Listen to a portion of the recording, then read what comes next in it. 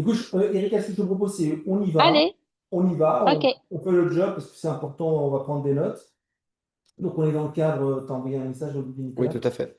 Donc, on appelle ça pompeusement audition, c'est plutôt un échange entre toi et nous et les quelques copains qui sont peut-être branchés, sachant que j'imaginais que la fin d'année est toujours poussive pour tout le monde. Sur les sujets que l'on connaît communément, hein, que ce soit la question du bien vieillir, qui n'est pas la même en Guadeloupe, Martinique ou chez toi à La Réunion, soit les questions climatiques. Hein. J'ai vu comment tu as été le back-office après Chido et heureusement que tu étais là pour répondre à la crise qui s'était passée. La question des transports, toujours été marquée. Quand j'étais allé en Guadeloupe, par cette infirmière qui disait, moi, quand je vais à Marie-Galante, j'y passe la journée pour un acte. Donc, on n'est pas du tout Hmm. dans ou la collègue maire au bureau de l'AMF qui parlait de ses déplacements en pirogue. On n'est pas du tout dans les mêmes, entre l'Hexagone et les territoires ultramarins, dans les mêmes considérations. La question de la vie chère, j'aimerais que tu me donnes ton sentiment avec la loi qui devrait prochainement arriver, hein, de ce que j'ai compris. Nous, l'UNCAS, je ne sais pas si tu as vu ça, au Ouest France, on a fait écho aujourd'hui même. On a produit une enquête sur la santé mentale des jeunes ultramarins qui démontre malheureusement que sur ça aussi, vous êtes bien au-dessus des ratios de l'Hexagone, sachant quand même que c'est de toute façon le premier poste, la question de la santé mentale, de l'assurance maladie, devant le cancer. Donc, quand Michel Barnier avait évoqué que il ferait de la santé mentale une grande cause nationale, je pensais qu'il avait raison de le dire. Et là aussi, un peu comme les questions du bien vieillir, on traite des choses par-dessus la jambe. Je ne fais pas le topo sur les taux de pauvreté, ni sur les taux de chômage, sur toutes ces questions, en fait, toi qui t'es toujours battu sur la question de l'égalité réelle, même si je sais que parfois ça fait suer quelques-uns de toujours parler de cette manière-là. Donc voilà, tu as cette expérience d'ancienne ministre, de parlementaire, aujourd'hui maire de Saint-Denis, vice-présidente de la collectivité. J'ai pensé que tu étais la meilleure personne pour nous parler de ces sujets qui sont larges, hein, avec ce sera ma conclusion de mon introduction pour te laisser vraiment parler et qu'on puisse t'écouter. Quand je crois que dans le cadre du projet de loi de finances, c'est moins 700 millions hein, pour les ultramarins. Il y a un an, c'était moins 200 millions, si tu te souviens bien. Et Emmanuel, par Hmm, son autorité naturelle, avait fait en sorte que rien ne bouge. Donc, ce qui est fou hmm, dans cette histoire, c'est que ce sont des territoires qui ont besoin plus que de jamais de la puissance publique et on se retire pour nos 2 millions et quelques de concitoyens ultramarins. Avec toujours, j'ai été marqué, souviens-toi, c'était il y a 2 ans, dans une des enquêtes qu'on avait portées à l'UNCAS, où 7 Français sur 10 se disaient pas du tout concernés par les problématiques des territoires ultramarins. Donc on part de loin. Je sais que toi, tu portes le sujet depuis maintenant très très très longtemps. Moi, modestement à tes côtés depuis moins longtemps, mais je pense que je me souviens de nos assises chez toi. On a pu porter quand même hein, les sujets au plus haut niveau du gouvernement quand on est rentré en plein justement congrès des maires. Voilà, cher Erika, je te passe la parole sur ces sujets de manière très libre et tu nous dis comment tu vois toi les choses pour maintenant et pour demain. Eh ben, merci beaucoup, Luc. Merci pour cette démarche. Merci pour la confiance aussi et cette proposition d'intervenir de façon très large parce que en fait, le, je pense que c'est au-delà d'une politique, c'est vraiment une vision qu'on doit avoir pour les Outre-mer. Moi, j'ai toujours été convaincue que c'était vraiment cette intégration totale de la France dans sa dimension non hexagonale. Je pense que tout est très important et ça, c'est très important. À partir du moment où on considère la France, en fait, c'est très bizarre de dire la France d'outre-mer, la France hexagonale ou continentale. À la limite, ce serait nettement mieux de dire la France continentale et la France d'outre-mer. Euh, Peut-être que ça définirait quelque chose. Je ne dis pas ça définirait mieux, mais ça définirait quelque chose. Pourquoi c'est important? Parce que Et c'était ce qu'on avait voulu mettre dans la loi égalité réelle outre-mer, dans les plans de convergence.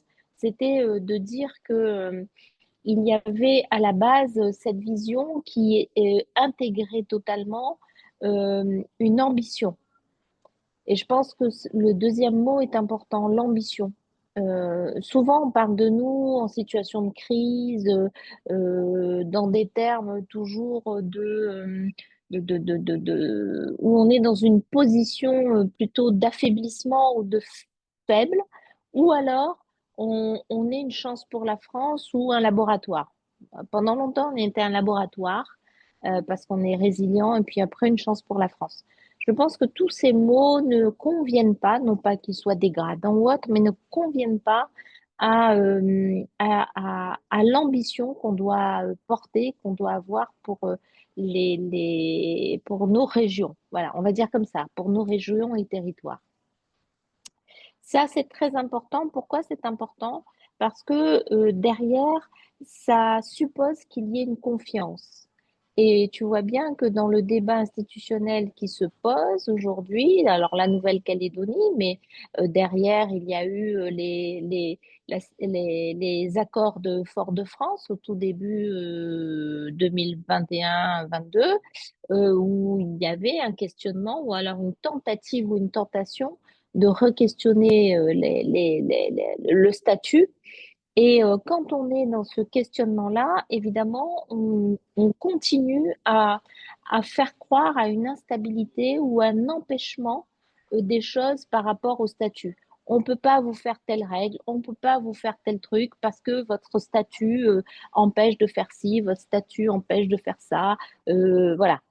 Donc, on est toujours un peu là-dedans et ça empêche l'ambition. Concrètement, quand j'étais ministre et que je suis allée en Guyane, je me suis toujours interrogée pourquoi toute l'industrie spatiale ne se passait pas en Guyane. Pourquoi l'université sur le spatial n'était pas en Guyane? On a quand même Kourou, mais Kourou est un village de Gaulois en Amazonie. Quand il y a eu la crise de Guyane, Kourou, il a fallu les convoquer dans le bureau du Premier ministre pour qu'ils daignent ouvrir le porte-monnaie pour 2,50 sous de pitié. Et quand on va en Guyane, on est très choqué par cette espèce de, de, de, de, de- de- d'îlot de richesse, de technologie, de connaissances, de mondialisation, etc., d'excellence dans cet univers de pauvreté et d'isolement, hein. On est sur un continent. Et donc, je me dis, mais pourquoi en fait on n'a pas fait ça? On l'aurait fait, honnêtement, je pense que la Guyane n'aurait pas été la Guyane. Guyane française n'aurait pas été la Guyane française. Et qu'aujourd'hui, on n'aurait pas eu de problème, on aurait eu d'autres problèmes, hein, mais en tout cas, on n'aurait pas eu de problème de routes pas construites, d'hôpitaux, de logements, d'éducation, d'université, même de connexion, parce qu'on aurait eu des chercheurs, des jeunes, des universitaires, etc., etc. On aurait été sur un territoire d'excellence. Et je reviens toujours à ça parce que je pense que ça pose le fond de notre vision et de notre ambition pour ces régions-là. Indiscutablement, euh, on s'empêche de sortir du cadre un peu post-colonial. D'ailleurs, c'est une vision qui reste post-coloniale et qui ne nous met pas la barre là où elle doit être. Voilà, ça c'est un peu pour moi la réflexion qu'on doit encore travailler. Je la pose pour qu'elle soit travaillée, hein. C'est juste moi, ma vision et ma conviction. Et c'est pareil pour la Polynésie. La Polynésie est au cœur du Pacifique. La Polynésie intéresse fortement l'Australie. La Polynésie commerce avec le Japon. La Polynésie commerce avec les États-Unis. La Polynésie, c'est grand comme l'Europe, avec pas la Terre, hein, mais tout le périmètre quand on inclut les océans.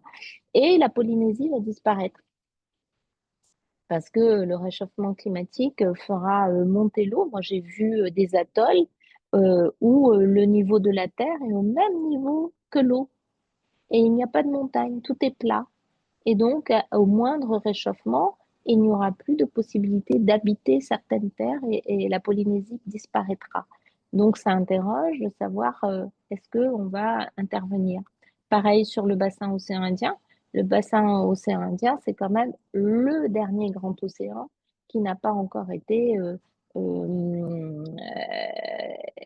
exploité de façon mortifère sur la pêche, la grande pêche industrielle, mais cet océan sera bientôt. Et puis, sur les grands fonds du bassin océan Indien, tu as les arêtes dans les grandes profondeurs, les arêtes terrestres, qui ont aujourd'hui, qui font un stock je sais plus comment ça s'appelle, un truc polyfère, je sais plus comment.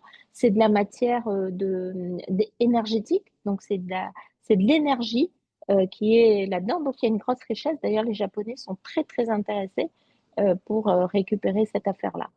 Bon, bref, donc ça, c'est l'ambition, etc. Et je pense que c'est de ce fait-là, parce qu'on ne dégomme pas ça, que nos territoires restent toujours sur les sujets de base. On ne peut pas manger, les prix sont trop chers, les billets d'avion sont juste pas possibles. Aujourd'hui, on a, par exemple à La Réunion, on a par jour au moins 5 avions qui viennent sur Paris. 5 dans la journée. Et on a de temps en temps un avion qui va en Afrique du Sud qui nous permet de connecter via Maurice ou alors en direct, mais qui nous permet de connecter sur les autres pays d'Afrique. Moi, je connais bien, ma fille était au Mozambique. Pour aller au Mozambique, je fais Réunion Maurice, Maurice Afrique du Sud, Mozambique. Ou alors Réunion Afrique du Sud, Mozambique.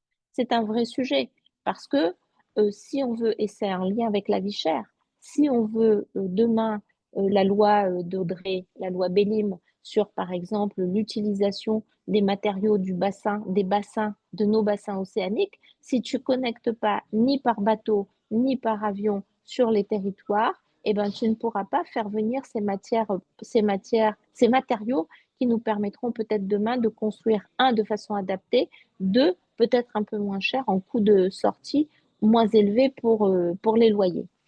Euh, donc, l'ancrage, l'ambition, l'ouverture et nous permettre de faire, et à mon avis, ça n'a pas grand-chose à voir avec le statut des uns et des autres. Hein. C'est juste nous permettre de le faire pour pas nous enfermer dans la pauvreté. Donc, c'est pour ça que dans la loi égalité réelle, on avait posé dans les premiers articles le contrat de convergence. Le contrat de convergence a été enterré par Macron dès qu'il est arrivé, par Annick Girardin dès qu'elle est arrivée, parce qu'il ne voulait plus entendre parler de façon idéologique de plan, de contrat de plan, parce que ça avait une connotation très à gauche, et que, bien sûr, la loi qui était socialiste ne devait pas prospérer. Pourtant, si on reprend l'idée, elle était simple l'idée. Elle était de dire le territoire fait un débat avec l'ensemble des forces vives, les associations, les institutions, la CAF, le comité économique et social, les citoyens, bref, le territoire fait un débat et pose ses priorités. La lutte contre la pauvreté, l'éducation, le vieillissement de la population, les routes, enfin ce qu'elle veut. Et on décide de flécher l'ensemble des moyens financiers et des outils qui existent, les fonds FEDER, les fonds d'État, les fonds des collectivités, et ça fait un contrat de développement local, un plan de convergence qui nous permettrait, qui nous aurait permis au moins de poser une méthode, d'additionner les moyens sans les disperser et de faire un accord de territoire pour tendre et converger vers des indicateurs. Alors, peut-être pas sur des moyennes nationales, peut-être des indicateurs par rapport à nos territoires de vie, nos bassins océans Indiens, Enfin, on aurait pu prendre des indicateurs dans la loi, on avait fixé des indicateurs de référence, mais on aurait pu en choisir d'autres. Mais pas de dispersion de moyens et une vision, une ambition pour un développement derrière, pour un développement avec un chemin. Aujourd'hui, c'est pas le cas. Du coup, chacun son petit chemin. Moi, à la ville de Saint-Denis, ben, je fais mon programme, la région fait son programme, le département fait son programme, chacun fait son programme. Alors, en termes d'infrastructure, la Réunion est quand même une référence dans les Outre-mer. Les routes, même les grandes routes qui coûtent 3 milliards, qui sont sur l'océan, voilà. Mais en parallèle, on ne circule pas parce qu'on est dans un coma circulatoire exceptionnel, exceptionnel. Donc peut-être que si on avait discuté sur un contrat de convergence, on aurait pu, au lieu de mettre l'argent là, on aurait pu mettre l'argent, tout l'argent, de faire en sorte qu'on aurait eu peut-être du TCSP pour toute la Réunion. Enfin bon, bref, on aurait pu avoir des... Parce qu'il y a aujourd'hui des solutions qui coûteraient moins cher qu'un train. Aujourd'hui, par exemple, la région remet le sujet du train à l'ordre du jour pour avoir des financements d'État pour faire le train. Moi, personnellement, aujourd'hui, alors c'est pas politiquement correct ce que je vais dire, mais je le dis, je ne suis pas convaincue par cette solution-là, pour différentes raisons. La première raison, c'est qu'on est sur 2500 km² de terre avec, par exemple, la Réunion, mais on peut le dire sur Mayotte. Je pense qu'on peut le dire sur toutes les autres îles. C'est moins vrai pour la Guyane, bien sûr, mais sur les autres îles, le territoire est si petit. Mais pour la Guyane, on peut encore le dire parce que après il y a le modèle économique. Tu investis des milliards sur un train et après, tu es quand même sur une population où il y a 40, 60, 70% en Mayotte de gens sous le seuil de pauvreté. Qui c'est qui paye un ticket de train? En France hexagonale, j'ai entendu une émission sur France Inter qui disait aujourd'hui, prendre le train, c'est plus cher que prendre l'avion en déplacement intérieur. Donc, nous, aujourd'hui, par exemple, sur La Réunion, quand on dit on fait le train, est-ce qu'on pourra le faire sur Mayotte? Je ne pense pas. Mais par contre, je pense que pour les raisons que je viens de te dire, le territoire, c'est tout petit. Un train, faire passer un train, ben, les infrastructures, c'est très gros, je pense, hein, de ce que je vois. Peut-être que maintenant, la technique fait que ça peut être tout petit, mais il faut beaucoup d'espace. Et ça va coûter très cher. Et très cher, je pense, au prix du billet après pour les gens. Si les gens sont pauvres et que tu fais un outil comme à Madagascar, là, ils ont fait un téléphérique, personne ne peut le prendre. Ça a foutu le feu, la révolution, parce que les gens, ils peuvent pas prendre, c'est trop cher.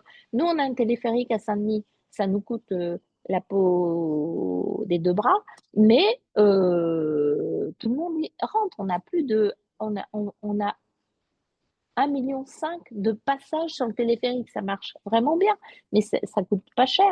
Et puis moi, à la ville, je fais la gratuité du ticket de transport de 6-25 ans. C'est la ville qui paye à la place des parents les abonnements pour ces jeunes. Et ça marche super bien. Donc, les contrats de convergence, je pense qu'il faut le faire parce que ça permet de flécher les moyens, les outils et donner de la cohérence aux politiques publiques pour sortir de ce truc où il faut nous sauver de la grande pauvreté.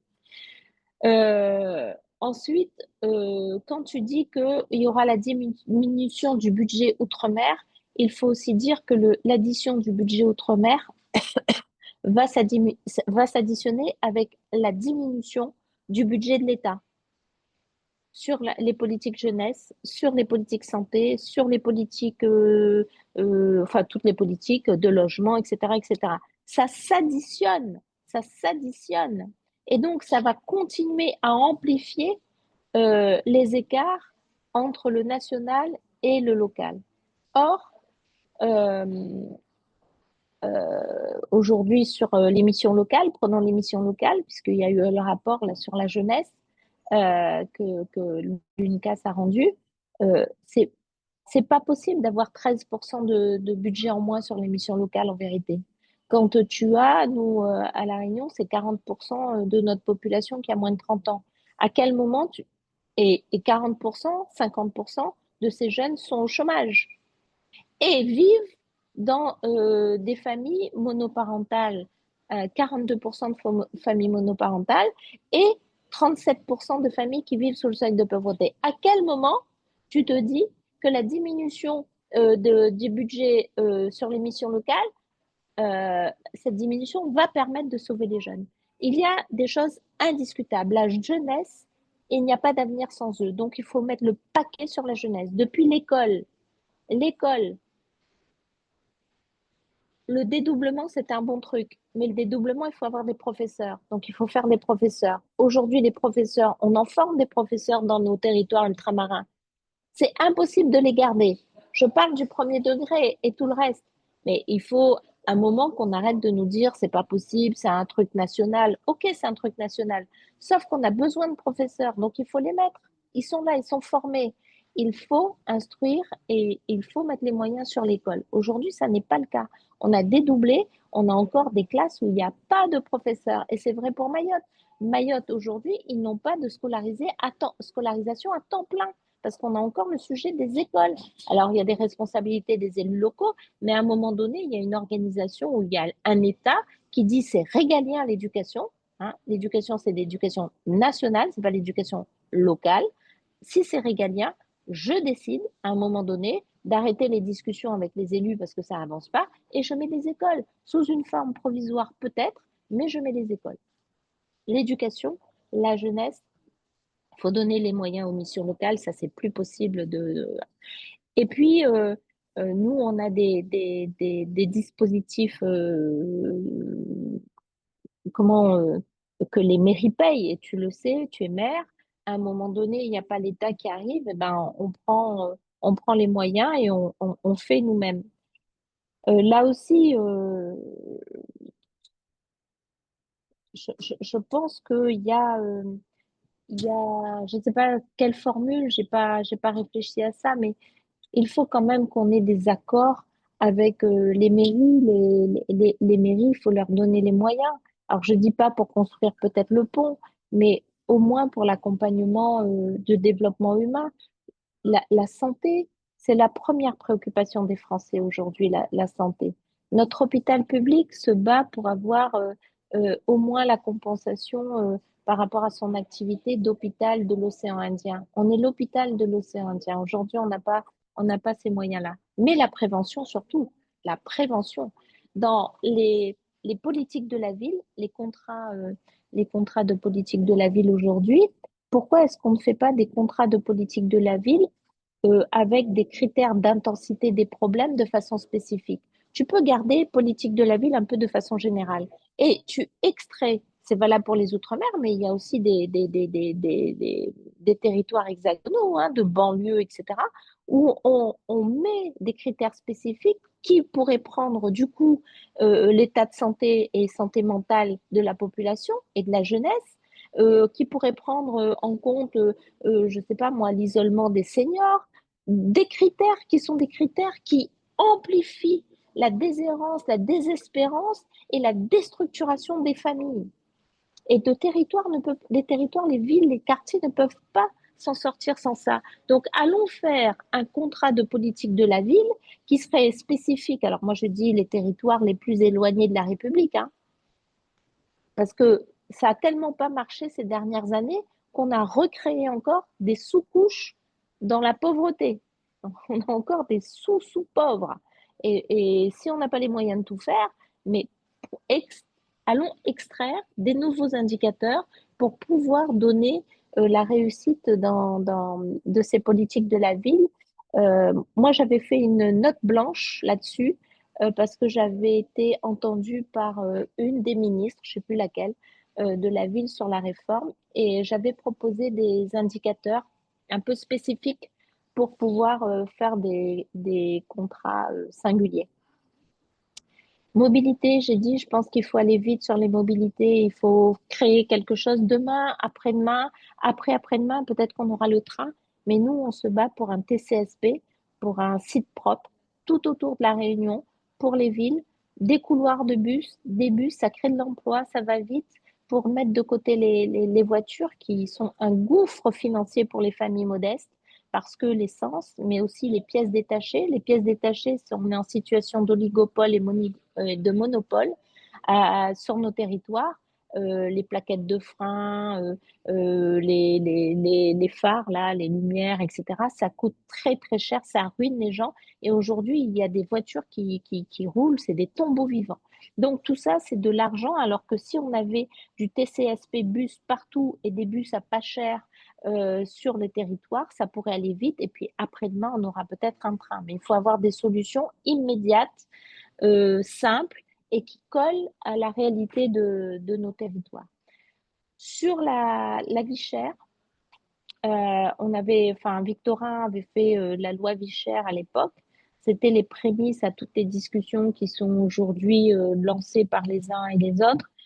Ce qu'il faut comprendre, c'est que on a laissé vraiment, on a laissé installer des entreprises qui sont originaires des territoires, hein. Si je prends GBH par exemple, bah, cette boîte, ce sont des Antillais, hein, c'est pas, voilà, hein. Et donc, il y a comment, si je prends juste la nourriture, on peut parler des banques, on peut parler des télécommunications, on peut parler des pièces détachées, on peut parler de tout ça. En fait, premier truc, on est sur des territoires petits, avec une clientèle qui est des bassins de clientèle qui sont étroits malgré tout. La Réunion, ça va être 1 million dans quelques années, mais sinon on tourne autour de 200 000, 300 000 habitants. Donc ce sont des petits marchés. Et sur ces petits marchés-là, on met un modèle de commercialisation et tout ça qui correspond à des gros marchés. Et à chaque niveau, les gens se sucrent, en fait. Les gens margent et margent bien sans qu'il y ait de transparence. Et sur ces marges, on met des taxes. Et par exemple, le sujet de l'octroi de mer est un sujet qui peut poser problème quand on met l'octroi de mer non pas sur le prix de départ de l'importation, mais quand on applique le taux d'octroi de mer sur le prix arrivé avec l'ensemble des coûts sortis du bateau. Là, ok. Mais s'il n'y a pas de traçabilité, par exemple, de la diminution que tu mettras, tu vas même pas répercuter la baisse du coût sur le prix dans le supermarché. Je sais pas si j'ai été claire, hein. Donc, on peut toujours dire que tu baisses une taxe, mais s'il n'y a pas de traçabilité de la taxe, ton produit, il va toujours être au prix fort, mais les marges des uns et des autres sera toujours plus grandes. Donc ça, c'est un vrai sujet technique, mais c'est un vrai sujet. Donc, euh, pour diminuer tout ça, il faut un écosystème qui se rapproche du lieu de consommation. Enfin, ça, c'est le bœuf à bas, il me semble, un peu des choses quand même. Euh, le, la boîte de thon que j'achète à La Réunion, c'est du thon qui est pêché aux Seychelles ou déversé aux Seychelles, qui remonte ici, transformé, qui redescend en bas et je l'achète après. C'est un petit peu pas cohérent. Mais il nous faudrait avoir la possibilité d'acheter dans le bassin tous les produits frais et transformés. Ça, c'est vraiment important. Du coup, ça suppose qu'on puisse avoir des accords européens qui nous permettent de pouvoir avoir quelques exceptions de consommation ou de produits de consommation dans le bassin, dans chacun de nos bassins. Ça va de l'alimentaire en passant par les produits de construction, peut-être l'électro, je sais pas quoi.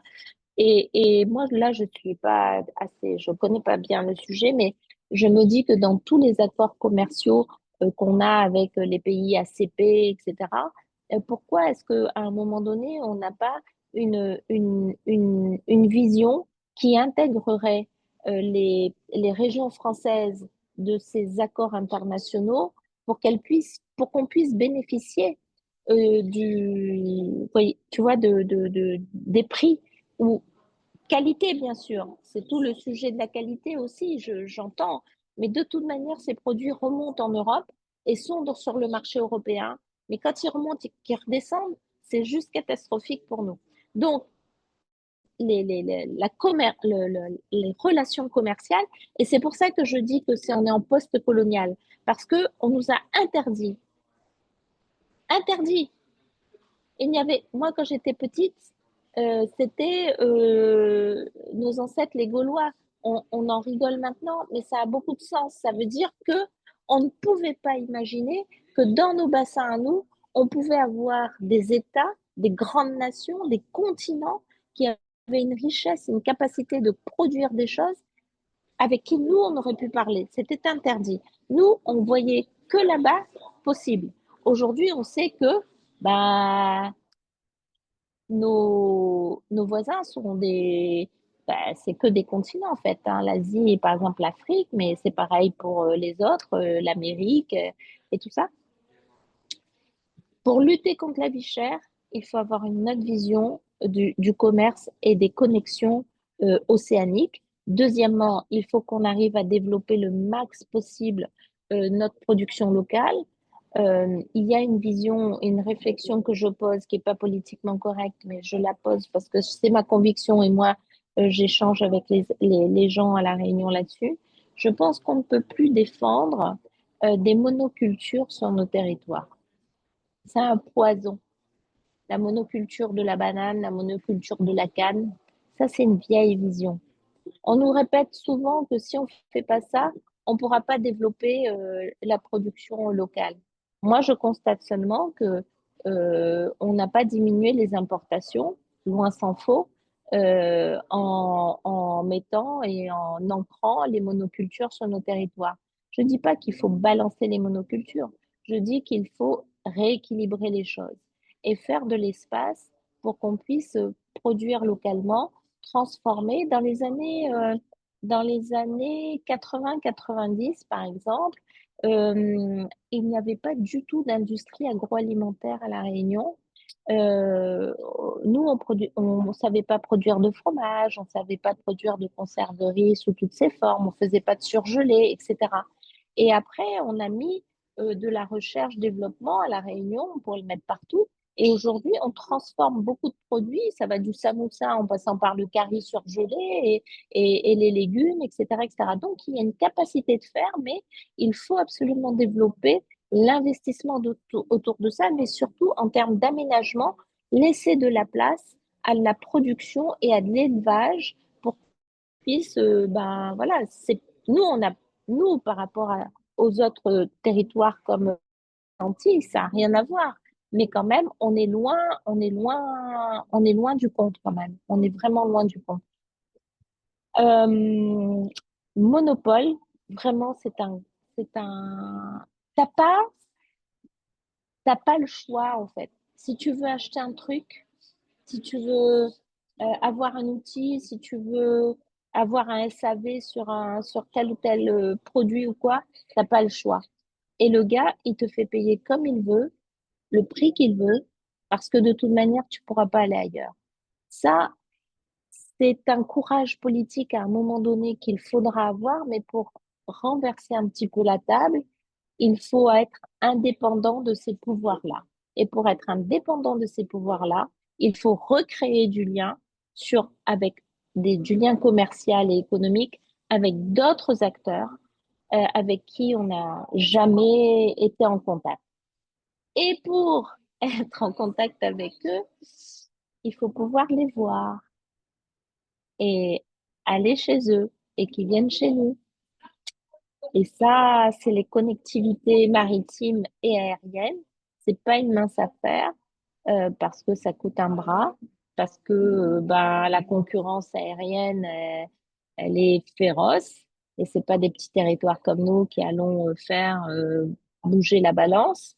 Mais Aujourd'hui, nous, on a une compagnie aérienne, les Antilles, ils ont une compagnie, les Polynésiens, euh, peut-être qu'eux, ils bougent plus que nous. Nous, on bouge pas beaucoup en connexion avec les autres pays.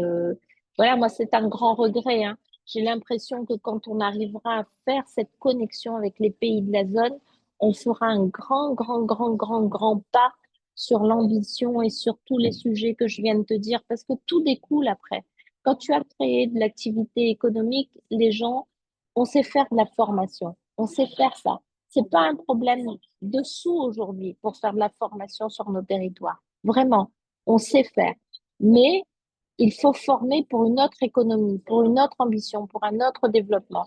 Si tu formes pour faire les mêmes conneries de boulot qui embauchent pas, bah, tu continues à être dans la pauvreté. Et on va continuer à donner des colis alimentaires, des, des contrats aidés. Et ça, c'est très blessant, en fait, hein, c'est très, très triste. Voilà, j'ai pas tout dit, Non, non, mais mais je reprends mon souffle. c'est passionnant. Et, bon, je connais ton discours, hein, j'ai cette chose-là, mais quand on t'écoute, on se dit, mon Dieu, c'est du bon sens en fait. Et selon toi, toi qui as Oui. votre responsabilité, si je te décris, c'est quoi les différents freins? Le fait qu'on vous calque finalement les relations économiques de l'Hexagone avec les conditions des traités européens et ça ne matche pas avec les territoires ultramarins qui ont une spécificité, on a eu l'occasion d'en parler. C'est des lobbies économiques aussi, quand tu parles de monoculture. Et qu'est-ce qui fait que, quand on dit qu'il faut avoir du courage politique, en fait, tout ce que tu dis, c'est qu'il faut le faire. C'est ça qui est fou. Ouais, mais je pense qu'il y a vraiment des intérêts énormes quand même. Si je prends le sucre à La Réunion, c'est Téréos. Téréos, c'est Téréos, quoi. Mais Téréos, franchement, qu'est-ce qu'il en a à faire du sucre de canne de La Réunion, en vrai? Je sais pas, je sais pas trop. Téréos a les terres, une grande partie des terres qui sont louées aux agriculteurs et à une usine de bois rouge, par exemple. Et surtout, ils ont ils ont toutes les subventions européennes pour la canne et la production de sucre. Et nous-mêmes, et les socialistes, avec Jean-Claude Fruteau à l'époque, et François Hollande, on s'est battus pour maintenir les subventions européennes pour la canne et pour la production de sucre de canne. Est-ce que c'est l'avenir, le sucre dans le monde? Je crois pas, hein. Je crois pas que ce soit un produit d'avenir. Pourtant, on le maintient. On le maintient parce que c'est Tereos, parce que derrière, il y a des propriétés de terre derrière, bah, peut-être qu'il y a tellement d'enjeux sur les propriétés terriennes qu'on n'a pas encore trouvé notre modèle de développement. Si on lâche la canne, est-ce qu'il n'y aura pas de spéculation derrière? Voilà. En fait, ça part, je reviens sur le projet. S'il n'y a pas de projet, de vision, de contrat de développement qui acte la vision et le projet, tout le monde, ceux qui voudraient bouger ont peur parce qu'ils se disent ben, on va perdre la maîtrise de la terre, Tereos va se barrer. Si Tereos se barre, ben, qu'est-ce qu'on fait en fait? Parce qu'il y a du monde qui vit de Tereos, il y a 3000 personnes, 20 000 personnes. Qu'est-ce qu'on fait s'ils se barrent? On peut pas. Et on n'a rien créé. Donc, tant qu'on n'écrit pas ça, tant qu'on n'écrit pas ça, et tant qu'on pose pas en se disant on va écrire et on flèche des choses et on sort bah, il se passera rien parce qu'il y a trop d'enjeux. Albioma, Albioma aujourd'hui est arrivé à La Réunion. On a EDF et Albioma. Albioma produit l'électricité dans l'usine de Tereos. Albioma, c'est un fonds de pension, Albioma maintenant. Bah, Albioma, ça veut dire que aujourd'hui, en termes de, euh, on, on, on a perdu la main si on prend la Réunion par exemple, on a perdu la main sur notre production d'électricité et on a perdu la main sur une des premières industries réunionnaises qui fait une part de la balance commerciale, de l'exportation, le sucre. L'autre, c'est le poisson, la légine. Et la légine, c'est pas les Réunionnais qui l'exploitent, la légine, non plus. Donc, en fait, oui, ça crée de la richesse. Oui, on a des routes. Oui, tout ça, c'est très positif. On sort en 40, 50 ans, 60 ans, on sort de rien du tout pour arriver à là. Mais est-ce qu'on a la maîtrise de notre avenir quand l'essentiel, quand tu n'as pas la maîtrise de ton électricité, tu es foutu, hein. Tu es foutu. Parce que ton développement, il ne tient plus à toi. Il est tenu par d'autres personnes que toi. Et là, c'est un petit peu compliqué. Donc, on a perdu la main, je pense, moi, sur ces outils-là. Et c'est pour ça que ça devient compliqué. Et c'est pour ça que c'est un vrai sujet politique de réflexion. Par quoi on remplace et comment on remplace ça? Alors, on ne va pas foutre tout le monde dehors, hein, mais quand même, euh, voilà, comment on fait ça? Et à l'inverse, on a aussi ce problème qu'on a déjà évoqué, quand tu vois Mayotte qui, pour son système, on va dire, d'eau potable dépend de la tombée de la pluie, parce qu'aucun grand opérateur, Suez ou Veolia, ne doit aller sur une île de 300 et quelques mille habitants, parce que ce ne sera jamais rentable au regard des Pas jamais rentable. investissements lourds. Oui, mais dans ces cas-là, on va toujours dire la même chose dans 20 ans et dans 30 ans. Et c'est là que je disais, Absolument. je dis qu'il faut un État, enfin, il faut un État puissant qui convoque ces grands opérateurs. C'est une Ouais, obligation, ouais, tu vois? ouais, ouais. Ouais, ouais. Mais moi, je suis complètement d'accord. Pour quand on avait auditionné Total de Marjorie dans la construction de la loi Lurel, de Marjorie qui n'était pas, voilà, il avait dit nous on est allé dans les Outre-mer parce que De Gaulle nous a demandé et parce que voilà on est venu rendre service. Ben, il faudrait qu'il y ait un ordre comme ça à un moment donné. Il C'est faudrait ça. qu'il y ait un ordre comme ça. Parce que ben, il y a beaucoup d'argent public hein, maintenant quand même, hein. Tous ils sont subventionnés. Je sais pas, il faudrait qu'à un moment donné, je sais pas, peut-être au parti, il y a quelqu'un qui pourrait étudier un petit peu combien ces entreprises, parce que souvent, quand on parle des fonds publics dans les Outre-mer, on dit combien on donne aux gens et aux collectivités. OK, mais combien on donne aux entreprises aussi? Bien Combien sûr. on donne à Tereos? Combien on donne à Albioma? Combien on donne à tel ou tel, à Vinci, etc., etc. Il y a beaucoup d'argent public quand même qui vient. Bon, tant mieux si ça apporte quelque chose. C'est pas le sujet, je suis pas là pour. Mais c'est quoi le retour? C'est quoi le retour? Comment c'est possible encore qu'on ait autant d'écart sur les salaires? Comment c'est possible quand tout ça est subventionné et que les gens sont mal payés? Parce que la vérité, c'est oui, il y a du chômage, mais il y a aussi des gens qui travaillent et qui sont payés au lance-pierre et qui vivent alors que le loyer coûte cher, que la bouffe coûte beaucoup plus cher. Donc en fait, on va jamais s'en sortir. On va jamais s'en sortir. C'est systémique le truc, c'est systémique. Et il faut arrêter le système et dire OK, mais on veut pas, on veut plus ce système-là. C'est un gouffre sans fond. C'est un gouffre sans fond. Ouais, quand tu vois, moi je suis dans un syndicat, le syndicat des eaux de France, et sans traiter une commune, Veolia a remporté pour les 12 prochaines années le plus gros marché européen, 5 milliards d'euros. Non mais sans déconner, à un moment Ouais. donné, pour 100 une commune sur 12 ans, hein. Ah ouais. Ah ouais, ah ouais. Non, mais c'est là où je pense qu'il faut du courage politique à un moment donné. Je pense qu'à un moment, il faut convoquer un peu les choses.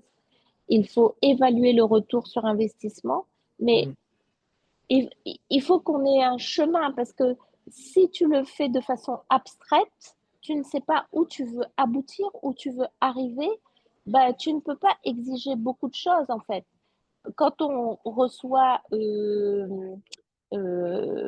Ariane, bah, en fait, on ne sait pas quoi leur dire. On ne sait pas à quel niveau d'exigence on peut poser le truc.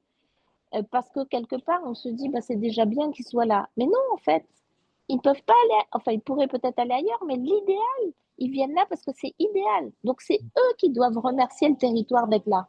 Et nous, on doit, à un moment, poser ce qu'on leur demande. Et selon toi, pourquoi les responsables de tous les territoires ultramarins, vous vous rassemblez pas pour parler d'une même voix? Qu'est-ce qui fait que c'est difficile? C'est, je pense que c'est, je pense Il y a une plusieurs tentative. raisons. Je pense, L'Enchimie avait tenté quelque chose à un moment donné. ah, sur les accords de Letchimy, tu dis? Ouais. Il n'avait pas tenté à un moment donné de faire porter une voix commune? Je me souviens. Ouais, ouais, ouais. Ça, Ouais, mais il est parti sur un truc un peu institutionnel, tu ouais. vois, sur un débat de statut, et parce que c'était un peu son obsession. Et je pense que ça, c'est une raison. C'est-à-dire qu'il y a encore des gens qui ont envie d'aller sur ce débat.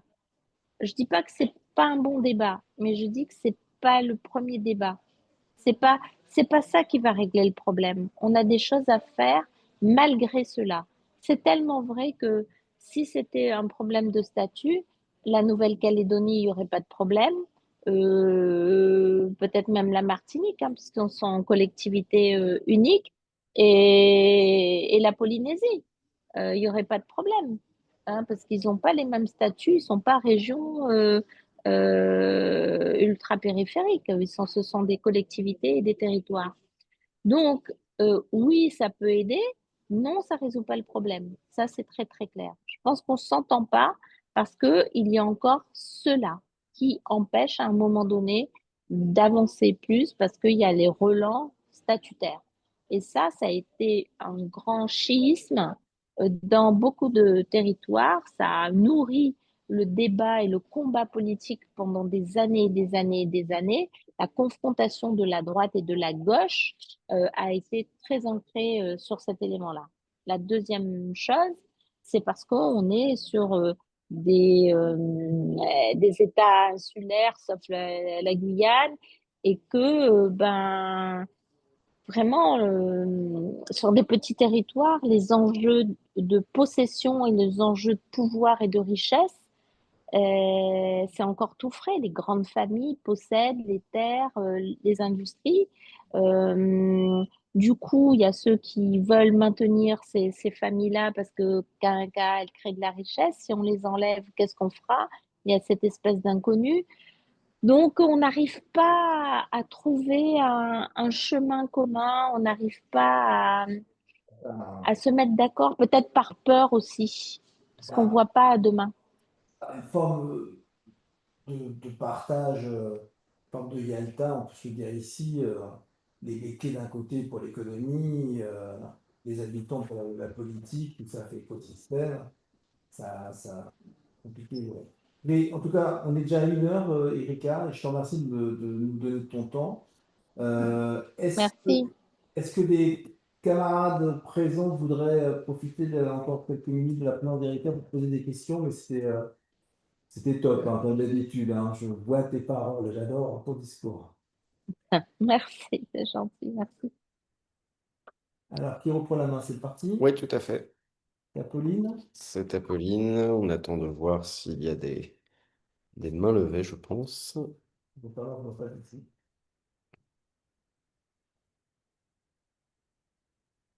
Allez, Apolline. Elle est prévenue, ça arrive. C'est qui, là? Michel Guillet. C'est sa résidence. Ouais. Oui. Je crois que Michel a la parole, si c'est lui. Michel? Oui, vous m'entendez? Allez. Est-ce que vous m'entendez? Oui, Oui, oui. Oui, oui, Bonjour, j'ai écouté avec beaucoup de euh, rapport à la Réunion, ce qui se passe et ce que vous dites au niveau des ultramarins. Moi, ma question, c'est vrai que c'est problématique, c'est assez dur ce qu'on entend, mais je me demande une question, pourquoi les enfin les ultramarins n'ont pas leur, comment dire, vu que nous sommes à 8000 kilomètres de la France et que nous sommes assez éloignés, que c'est pas la même vie à laquelle qui est vécue, pourquoi, la France ne va pas dans une direction d'autonomie et dans cette autonomie, pouvoir permettre, de pouvoir, qu'on puisse gérer tous ces problématiques au niveau de la vie chère, du logement, tout ce que vous avez parlé. Pourquoi on pourrait pas nous écouter dans ce sens-là? Aller vers l'autonomie, c'est ça ta proposition, Michel, c'est ça? Ta Oui, question ou réflexion? effectivement, c'est une proposition en même temps, mais je me dis: «Et pourquoi ne pas poser cette question-là au gouvernement pour pouvoir permettre que les outre-mer, les ultramarins puissent travailler ensemble?» Mais je ne sais pas si les ultramarins travailleront ensemble en étant autonomes. Je ne sais pas si euh, ça fera avancer véritablement nos sujets et notre capacité à travailler ensemble. Qu'on on ait une part d'autonomie de décision ou qui nous permettent d'être dans des réglementations et des relations de nos pays environnants. Ça peut être une option, bien sûr, mais ça fera pas qu'on travaillera ensemble. De toute manière, je ne sais pas si c'est utile à chaque fois qu'on travaille ensemble parce qu'on est quand même très, très, très, très différents. Ce qui serait utile, c'est que dans la République, si c'est pas possible, bah, c'est pas possible. À ce moment-là, effectivement, il faut partir de la République. Mais si la République le permet, et je pense que la République peut le permettre, parce que elle a fait de belles choses, la République, hein. Si la République le permet, euh, elle nous donne la possibilité d'avoir une capacité de commercer, d'échanger, de faire former nos jeunes dans les pays de notre zone. Moi, j'avais fait une proposition à la ministre du Travail de l'époque, en 2017. L'amendement avait été pris, bon, évidemment pas appliqué après dans la loi formation professionnelle. C'était juste de dire, mais quand nos jeunes ils font des formations, par exemple dans le tourisme, mais qu'ils aillent pas se faire former, faire leur stage dans le Hilton du Val d'Oise, mais qu'ils aillent dans le Hilton de l'île Maurice ou d'Afrique du Sud ou des Seychelles. Parce que là, ils auront plus de chances d'être formés dans le cadre qui va bien. Ça coûterait moins cher à Mmh. leurs parents. Il y aurait moins de stress de l'éloignement et donc le taux de réussite serait beaucoup plus élevé puisqu'aujourd'hui le taux de réussite est très bas, par exemple sur des stages qui isolent le gamin sur de l'hexagone, il ne comprend pas pourquoi il vient là. Après, demain, s'il vient travailler à un hexagone, il aura la capacité de s'adapter, de compléter ses formations, qui peut le plus, peut le moins, il pourra le faire, ça, c'est pas un problème. Mais ce genre de choses, aujourd'hui, très clairement, on peut le faire. C'est juste qu'il faut changer de vision, en fait. Il faut changer de lunettes. Il faut laver notre cerveau. Notre cerveau, il est foutu parce qu'il a les vieilles règles coloniales. Et nous aussi, d'ailleurs, dans les Outre-mer, on pense beaucoup comme ça. Pas tout le monde, hein, mais beaucoup, on pense comme ça. Donc, ouais, le statut, c'est une chose, hein. Moi, je le redis, on a des territoires autonomes. Bah, la Polynésie, ça va, mais ça va pas non plus, hein. Et puis, ils viennent négocier avec la France. La Polynésie, on a fait des accords de l'Élysée avec la Polynésie, on a les contrats de développement avec la Polynésie, bah, c'est des financements nationaux. On a la santé et leur système de santé, l'équivalent sécurité sociale. Ben, nous, on avait négocié ça. C'est les accords de l'Élysée, ben, on met de l'argent. Donc, la République est là, l'autonomie est en partie là, mais ça reposera les problèmes, les questions de budget de la France, des moyens que la France. Donc la République est toujours reposée. Donc si tu prends ton indépendance, et là on parle plus de la même chose. Mais si on n'est pas sur le sujet de l'indépendance, on restera sur le questionnement de la République et sur sa capacité à aider à la hauteur de ce que ses concitoyens ont besoin. Merci Erika. Je crois qu'il n'y a pas d'autres mains levées. Bon, écoute, Il est 19h04. On tient le délai, j'adore ça. Et je sais qu'en période de Merci. congrès, tu as beaucoup, beaucoup de rendez-vous.